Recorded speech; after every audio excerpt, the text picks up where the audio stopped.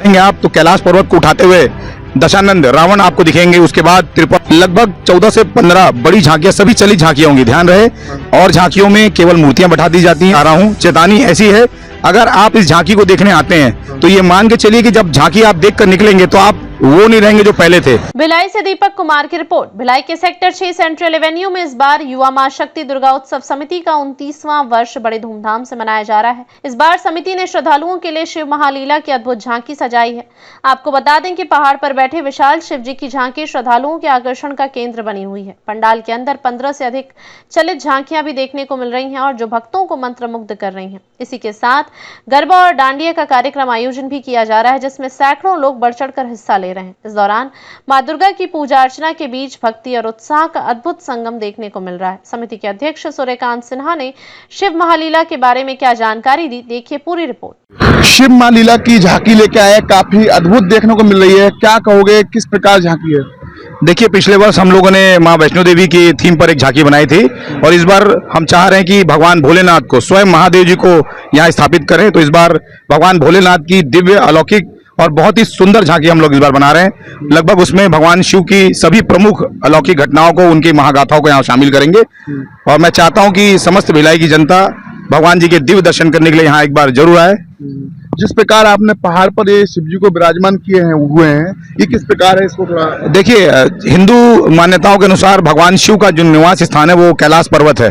तो हम लोग ने बिल्कुल उसी प्रकार की एक झांकी बनाई है। आप देख रहे हैं एक कैलाश पर्वत का दृश्य आपको दिख रहा है, जहां भगवान ध्यान मुद्रा में बैठे हुए हैं, योगी के रूप में बैठे हुए हैं। और इसी रूप में कहानी आगे बढ़ेगी। यहाँ से जब दर्शक इसको देखते हुए जाएंगे भक्तगण, तो भगवान शिव की दिव्य रूप को यहाँ पर देखेंगे। उसके बाद उनकी लीलाओं को देखने के लिए वो आगे बढ़ेंगे। चलित झांकियां देखने को मिलेंगी, कितनी प्रकार की झांकियां रहेंगी, थोड़ा उनको जी मैं बताने का प्रयास कर रहा हूँ। लगभग 14 से 15 बड़ी झांकियां, सभी चलित झांकियां होंगी, ध्यान रहे। और झांकियों में केवल मूर्तियां बैठा दी जाती हैं या फिर दृश्यों को केवल दिखाने का प्रयास किया जाता है। हम सभी चलित झांकियों के माध्यम से दृश्य को दिखाएंगे, जहां हम भगवान के आदि रूप से प्रयास करेंगे, चालू करेंगे। भगवान योगी के रूप में एक कुंद्रा में गुफा में बैठे रहेंगे और वहां से मां सती का उनका अग्नि कुंड में कूदकर दाह संस्कार, तांडव नृत्य भगवान का, दक्ष प्रजापति की जो वध होगा वहां पर, उसके बाद मां पार्वती का जन्म लेना, उनकी तपस्या, शिव जी की बारात, उनका विवाह आदि अर्धनारीश्वर रूप में भगवान आपको यहाँ नजर आएंगे। गणेश जी का जन्म और उनका वध भी दिखाएंगे शंकर भगवान जी के हाथों से, साथ ही साथ उनका पुनर्जन्म भी दिखाएंगे। इसके अलावा गंगा अवतरण की झांकी दिखा रहे हैं हम लोग, समुद्र मंथन, जहां भगवान शंकर स्वयं नीलकंठ अवतार में आपको दिखेंगे। इसके अलावा जब आगे बढ़ेंगे आप तो कैलाश पर्वत को उठाते हुए दशानंद रावण आपको दिखेंगे। उसके बाद त्रिपुरासुर का वध, उसके साथ आपको शिव का संपूर्ण परिवार। सृष्टि में केवल एक ही देव है जिनके संपूर्ण परिवार है, तो हम संपूर्ण परिवार को यहाँ ला रहे हैं। कार्तिक, गणेश जी, अशोक सुंदरी, शंकर पार्वती सब एक जगह पर बैठे दिखेंगे कैलाश मानसरोवर पर्वत पर। और उसके बाद आपको बहुत ही दिव्य स्वरूप में, क्योंकि सारे भक्त अमरनाथ गुफा के दर्शन नहीं कर पाते, तो हम लोग वास्तविक रूप में भगवान शंकर जी को अमरनाथ जी के अवतार में अमरनाथ गुफा का दृश्य हम दिखाएंगे। तो इस तरह से लगभग 15 से 16 झांकियां आपको चली झांकियां देखने को मिलेगी।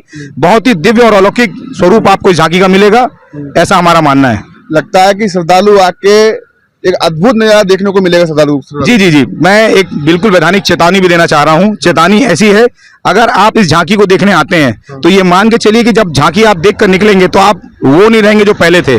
आप शंकर भगवान जी के और करीब हो जाएंगे, उनकी भक्ति में डूबने को मजबूर हो जाएंगे, ऐसा मैं चाहता हूं, ऐसा मेरा मानना है। और भोलेनाथ की कृपा रहेगी तो बिल्कुल ऐसा होगा, हर भक्त जब अंदर घुसेगा तो वो स्वयं वो मैं होगा, लेकिन जब वो निकलेगा तो वो शंकर भगवान जी के करीब होगा।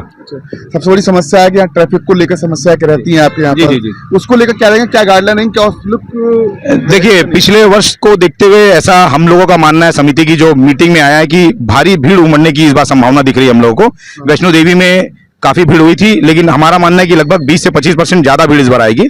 पुलिस प्रशासन का भी कड़ा निर्देश है। निर्देश के साथ साथ एक सामंजस्य बिठाने का प्रयास प्रशासन की ओर से किया गया। समिति को कई तरह के निर्देश दिए गए हैं, हम पालन करने का पूरा प्रयास कर रहे हैं। जहां पर कोई चूक होगी तो प्रशासन के साथ मिलकर सहयोग करेंगे, लेकिन उम्मीद यह है कि इस बार ट्रैफिक व्यवस्था में जो चूक पिछले वर्ष हुई थी वो इस बार नहीं होगी।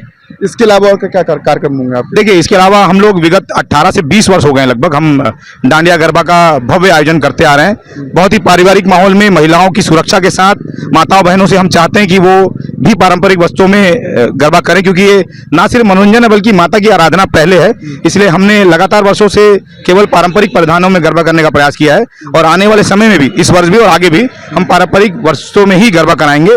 तो तो मैं चाहता हूं कि जो भी जो गरबा करने के लिए महिलाएं या माता बहनें या पुरुष वर्ग भी आएंगे, केवल पारंपरिक वस्त्रों में हम हमारे पास आए, हम ऐसा निवेदन करते आ रहे हैं। तो गरबा का कार्यक्रम हमारे पास रहेगा पूरे 9 दिन का, और भक्ति में डूबने के लिए माता जी स्वयं यहाँ पर विराजित करेंगी। तो 9 दिन पूजा का एक दिव्य माहौल आपको मिलेगा, भक्तिमय माहौल मिलेगा। सभी दर्शक आए, पूजा में सम्मिलित हों, निवेदन है हमारा। बहुत महत्वपूर्ण बात हुई हमारी खबर आपको अच्छी लगे तो लाइक से सब्सक्राइब करें। जय हिंद, जय भारत।